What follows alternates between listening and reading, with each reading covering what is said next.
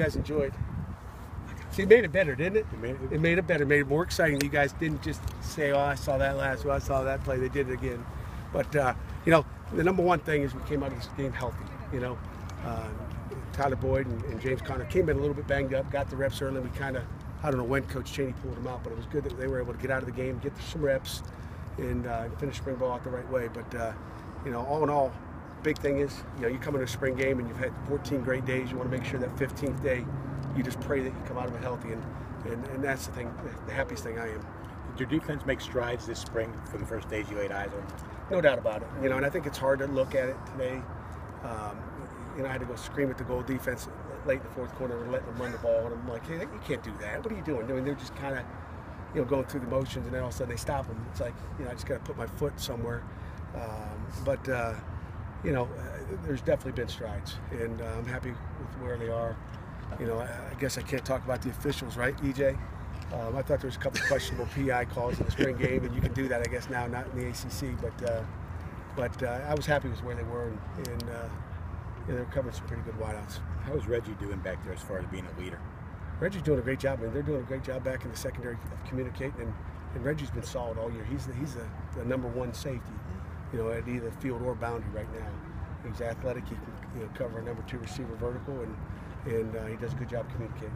How about the turnout from all these alumni? I mean, well-known alumni on the sidelines supporting you and your football team. You know what? You know, again, being my first spring here, and that backdrop over there, you know, couldn't be any better. It's amazing. It's the wow factor. It looked like the Pro Hall of Fame here in Pittsburgh, Pennsylvania. I mean, it's amazing when you got, you know, Shady here and Bill Fralick. I mean, it's amazing. Was that something even from the time you arrived? Was it important to you to connect with all the football alums? Not just the big name guys. Of course it is. I mean, it's important. You know, we got to bring everybody back. I mean, we need that tradition, the history of the University of Pittsburgh. We need to bring it back, and you know, when Curtis Martin comes back and Fitzgerald comes back, everybody's heard about Aaron Donald. All those guys are here. We need them all back. And you know, before I came here, met some more guys.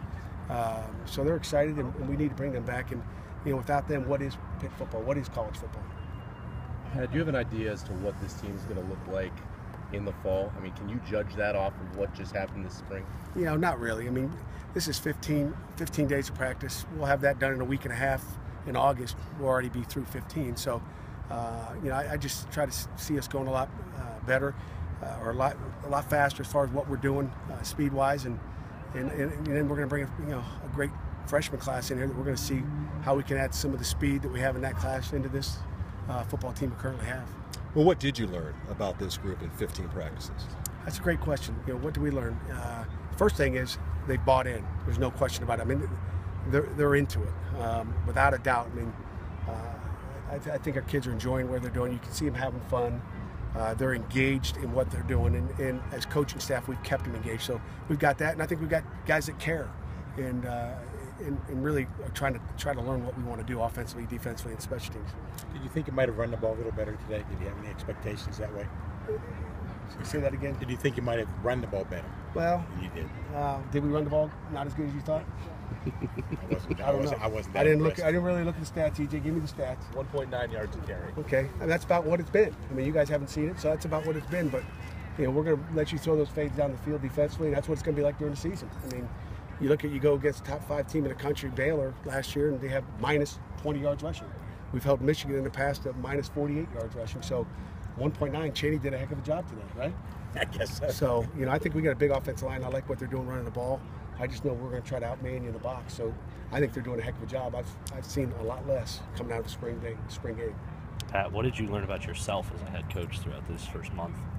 What did I learn? You know, I guess I have to sit back and look, but not a whole lot. I'm not very smart at that, but I learned it's a lot easier, I think, to be the head coach than the defensive coordinator during spring ball. I can tell you that.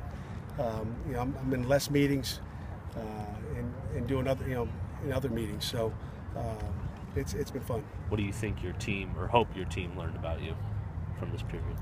Well, I hope they've learned that I'm with them. You know, it's not the players against the coaches. You know, we're not going to sit out on the field and watch them run. We want to run with them, and it's you know, the players are with the coaches. So it's not us against them. We're together, and I think they got that.